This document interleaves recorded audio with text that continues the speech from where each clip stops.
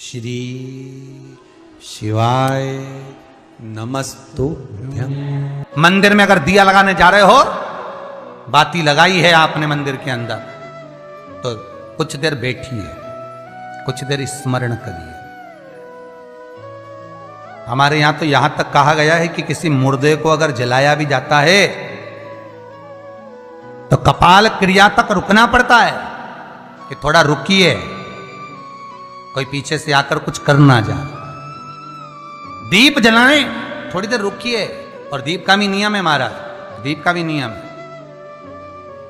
दिए में जो फूल बत्ती लगती है, गोल बत्ती लगती है, गोल वाली, ये बत्ती हमेशा कोई विष्णु भगवान की पूजन कर रहे हो, शिव जी की पूजन कर रहे हो, कोई अन्य देवता का अगर आप स्मरण कर रहे हो तो गोल बत्ती लगाई जाती है। भगवान के मंदिर में पूजन कर रहे हो तो गोल बत्ती लगाएं। लंबी बत्ती, लंबी वाली जो बत्ती होती है, लक्ष्मी की पूजन में, देवी पूजन में, जितनी भी माताओं की आप पूजन करोगे, जितनी भी देवियों का आप स्मरण करोगे, उसमें लंबी बत्ती का प्रमाण। पितरों की पूजन में लंबी बत्ती का प्रमाण है। पितरों को कभी गोल बत्ती नहीं लगती। आप मटके के पास में, परिंदे के पास में, जल के पात्र के पास में कोई भी अगर दिया लगाएंगे तो वहां गोल बत्ती रखकर लगाएंगे तो घर में लक्ष्मी नहीं टिकेगी।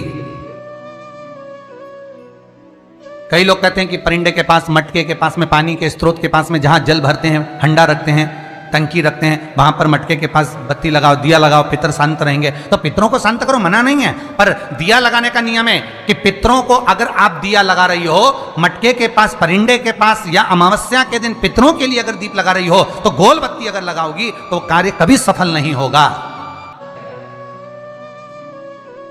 धन आएगा जाएगा, टिकेगा नहीं। इसलिए पितरों के लिए अगर दिया लगाना है, पूर्वजों के लिए दिया लगाना है, पितरों के लिए अगर दीप लगाना है तो लंबी बत्ती लगाइए, लंबी बत्ती।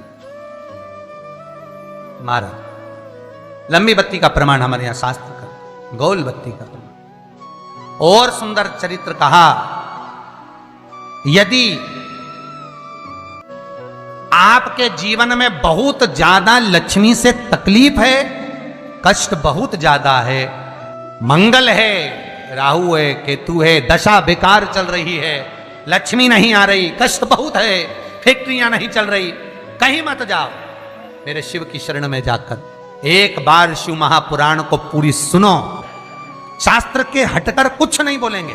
जो शास्त्र सम्मत है, स्कंद पुराण में, विष्णु पुराण में, नर्मदा पुराण में, लिंग पुराण में, शिव महापुराण में, भविष्य पुराण में जितनी जितनी बातें लिखी होती है उसको छाट छाट कर लेकर आते हैं, आपको बता देते हैं कि आप ये कर लो, उससे फायदा मिल जाएगा। कोई ज्योतिषी नहीं, कोई कुछ नहीं, बस केवल भजन करो, शंकर का अनुमोदन करो और विश्वास रखो शंकर पर, तो किसी को 1 रुपया देने की जरूरत नहीं पड़ेगी। भजन करो, विश्वास शंकर पर रखना, जन्म मरण और परण वो देगा, सुख वो देगा, समृद्धि वो देगा।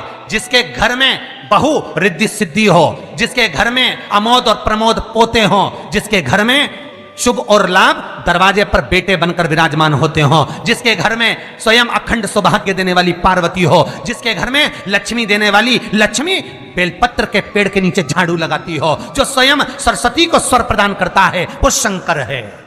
जब सब कुछ उसके पास में है, कुबेर का खजाना वो चोर को दे देता है, जब सर्वस्वता उसके पास है, तो आप इधर उधर डोलते क्यों हो? क्यों डोलो? उस पर विश्वास रखो। वो शंभु, वो शंकर, वो त्रिकालदर्शी, वो कैलाशी, वो अविनाशी सुख देगा, आनंद देगा। पाने का तरीका केवल उसको रिझाओ। जो मंदिर आपसे दूर हो, जिस मंदिर में कोई नहीं जाता, जिस मंदिर में कोई दिया तक नहीं लगाता, उस मंदिर में तुम जाओ और उस मंदिर में एक दिन जाकर प्रकाश कर आना, एक बार दिया जला कर आना, मंदिर की सफाई कर आना, शंकर जी पे जल चढ़ाकर उनको स्नान कराकर, कोई पत्ती पेड़ पौधे के पास में तोड़ के चढ़ाए आना। 2-4 बार कर देखना, कितना शांति, कितना धीरज, कितना आनंद, कितनी समृद्धि, कितनी लक्ष्मी मिलती है।